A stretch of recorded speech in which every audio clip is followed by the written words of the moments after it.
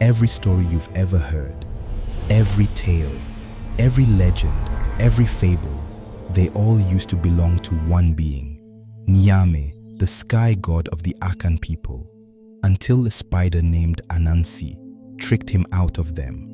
I'm the story chief, and today I'm telling you how Anansi the Spider became the king of all stories. This is a tale of cleverness, courage, and why we call them spider stories to this day. Long ago, in the land of the Akan people in Ghana, there was a clever spider named Anansi. Anansi wasn't strong, he wasn't big, but he was smart, smarter than anyone else. One day, Anansi decided he wanted to own all the stories in the world, but there was a problem. Nyame, the sky god, owned every story ever told, and Nyame wasn't known for sharing, so Anansi climbed up to the heavens, yes, spiders can do that, and approached Nyame's golden throne. "Great Nyame," Anansi said, "I wish to buy your stories." Nyame laughed. "Many have tried to buy my stories, spider. Kings and warriors have failed. What makes you think you can afford them?" "Name your price," Anansi replied. Nyame smiled.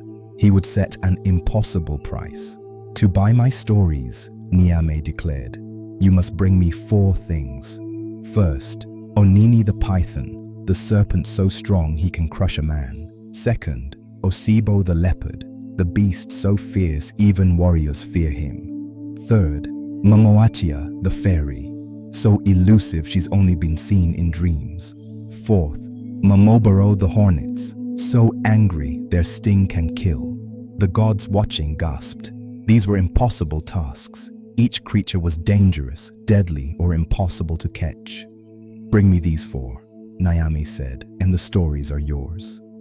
Even Anansi's wife Aso thought he was crazy. "Husband, this is suicide," she warned. But Anansi just smiled. "I'll be back in a week," he said. Anansi's first target, Onini the Python. Onini was huge, longer than 10 men lying end to end. He could crush anything. Anansi cut a long bamboo pole and rope. Then he walked to Onini's home, talking to himself very loudly. "My wife says you're shorter than this pole, but I say you're longer. We've been arguing all day," Onini overheard. "What's this about me being short?" he hissed. "Oh, Onini, I didn't see you there. My wife and I were just discussing your length. She insists you're shorter than this pole." "Shorter? I am enormous. Lay down your pole. I'll show you." "Well, the problem is you keep curving. I can't get an accurate measurement unless you stretch out straight. Maybe if I tied you to the pole so you don't curl up." Onini's pride wouldn't let him refuse. He stretched out straight. Anansi tied him to the pole. And only then did Onini realize he'd been tricked. "1 down," Anansi said, dragging Onini toward the sky. 3 to go. Next, Osebo the Leopard. Osebo was the fiercest predator in the forest, claws like daggers, teeth like spears. Anansi dug a deep pit on Osebo's hunting path. He covered it with branches and leaves. That night, Osebo fell right in. By morning, Osebo was furious, pacing and roaring at the bottom of the pit. "Oh no, Osebo! Are you all right?" Anansi called down, pretending to be shocked. "Anansi, help me out of here," Osebo pleaded. "Of course, friend. I'll bend this tree down and you climb out on the branch." Anansi bent a young tree into the pit. Osebo climbed onto the branch, and Anansi released the rope. The tree snapped upright, launching Osebo into the air, tangled in the branches. Before Osebo knew what happened, Anansi had tied him up. 2 down, Anansi said. 2 to go. Third, Moatia the fairy. Moatia was so shy she hid from everyone. How do you catch someone invisible? Anansi carved a wooden doll and covered it in sticky tree gum. He filled a bowl with mashed yams and placed it at the doll's feet. When Moatia found the food, she was delighted. But when she reached for it, "Thank you, doll." No response. "You're very rude." She slapped the doll, and her hand stuck to the gum. She tried to pull free with the other hand, stuck. She kicked, stuck. Anansi appeared and collected his prize.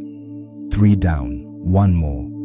Finally, Moboro the Hornets, the most dangerous of all. Anansi filled a gourd with water and poured some on the hornet's nest while pouring some on his own head. "Oh no! The rains are coming! You must take shelter! Where can we hide from the rain?" The hornets buzzed. "Quick! In my gourd! I'll keep you dry!" The hornets rushed into the gourd for safety, and Anansi slammed the lid shut. "Done!" Anansi declared. He had captured all 4. Anansi returned to the heavens. He laid the tied python, the captured leopard, the stuck fairy, and the sealed hornets at Nyame's feet. Nyame was speechless. Kings had tried, warriors had died trying, but a spider had succeeded? The entire court of heaven gasped. It was impossible, yet here was the proof. Then Nyame began to laugh, not mockingly, but with genuine respect and admiration. "Anansi, the Sky God declared, you are clearly the cleverest being in all creation. You didn't use strength. You used intelligence. You earned these stories." Nyame presented Anansi with a golden box containing all the stories of the world. "From this day forward," Nyame announced, "these shall no longer be called the Sky God's stories. They shall be called Spider Stories." Anansi took the stories back to Earth, and he shared them with everyone. And that's why, to this day, we call them Anansi stories or spider tales. The stories spread across West Africa, then across the ocean during the slave trade. Anansi became Brer Rabbit in America. His tales survived, adapted, and endured. Because good stories, they can't be contained. They belong to everyone. So what can we learn from Anansi? Intelligence beats strength. Creativity beats power. The small can outsmart the mighty. Anansi didn't defeat his enemies with violence. He used psychology. He understood what motivated people: pride, fear, trust, vanity, and used it. And he shared his rewards. He could have kept the stories for himself, but he gave them to the world. That's why Anansi survived. He crossed the Atlantic in the minds of enslaved Africans. He became Aunt Nancy in the Carolinas, Brer Rabbit in Georgia, T. Malice in Haiti, Compe Anansi in the Caribbean. Stories are how we survive, how we teach, how we pass down wisdom across generations.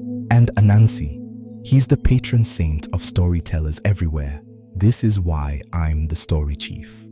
These stories aren't just entertainment, they're survival guides disguised as folk tales. If this story amazed you, subscribe to the tribe. There are hundreds more African tales to tell. I'm the story chief. Ancient stories, modern magic. Keep the legends alive.